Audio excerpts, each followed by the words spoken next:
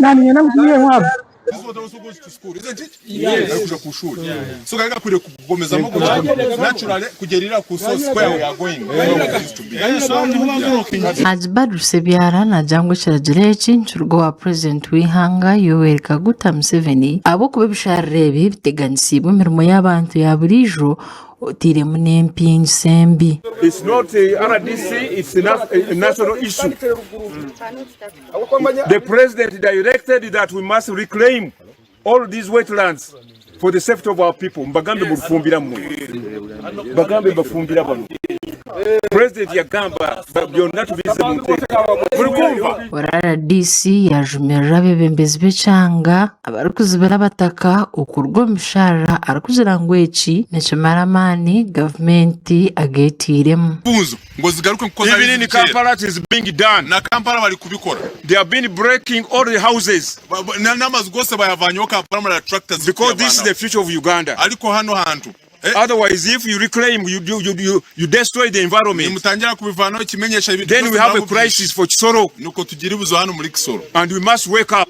Benon Kaguba uruchapaso nwente byo kubanza ecyari cyampundwe najirangwe nyumaho abataka babasegwana barebe mtunga kandi obwahati imbere yongire kusisikara abantu kose mpinsembi tero no kukinga umuhanda gw'amizi. Iki kibaye ko uri kukireba hanje nimwe ntuye dori wanje niri yayo muri kureba mu mazi hagati cyahozemo abaturage mwayikura ndi faza bigira imana yaratuye habagamo abaturage habagamo Karambo habagamo bigira imana habagamo taho ntuye mbega harimo abantu batuye mara arakangari kose none nyuma hageze agamazi bagatangiye kudusatira garabiheru nuko aho gajaga abantu baba batangiye kubatsiga. Kurjira Yunisaka Nkwasa or environmental officer nagirango bisharara n'ibya government kantina muntu wena ashimiye kuba nabituramo narisho kuhingamo. Guhera n'amategeko ya Uganda imfunzo nta muntu ukwiriye kugira urufunzo imfunzo ingezi n'izuzi byose biri mu mategeko kuko bikwiriye kuba kurebererwa na government kugira ngo abantu bose bungukemo. So urufunzo ntabwo ari umuntu ahubwo rukwiye kureberwa na government kugira ngo abantu bose bungukemo. Ugu nashobora ngo amizi gine kugaruka gakarabo umuhanda gwago kandi bisharara ubwahati bine kurindwa. Urambura ruvuyemo turebye ruko urufunzo rwifuza kugarurwa kugira ngo bongere rukore umurimo go gukuriye gukora go gufata ayo mazi ava mu misozi amazi atandukanye kandi dusazemo n'ibikorwa bitandukanye biri gutuma amazi aza mu shuri kandi kaja no mu mago y'abantu. Icharri cyaca hafi njirabo mu magombora nkakanaba Kibumba hamwe na Murura.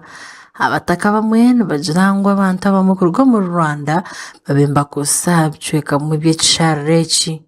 William Harerimana wabiri speaker wa district ya Kisoro nashobora ngo imirimo y'abantu barukora teganize mahanda y'amizi aheturaniraba ikiretira miza gagazo mu bantu otiyo no kutahirisha meri ya Kibumba primary school. It used to take water, the water used to seep down and appear and could go down underground and travel up to Lake Chahafi. yes To continue even up to Lake Burera in Rwanda. Yes. And continue. yes But that course was interrupted with by the people just down there who changed the course, its course, and directed it to the school there. Ugu yashaba government ukorgayo bakashomesa abantu ahampinjise nunji na mnonga abantu abarukutura umunshozi. For mitigation, if we can get a big project to give tanks to these houses, at least every home to have a tank, that water, the volume of water can decrease.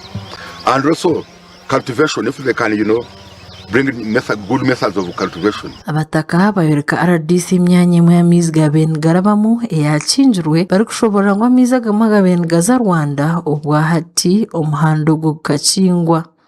Amakara gagasha kwa Adonia Atire abwa tayari West.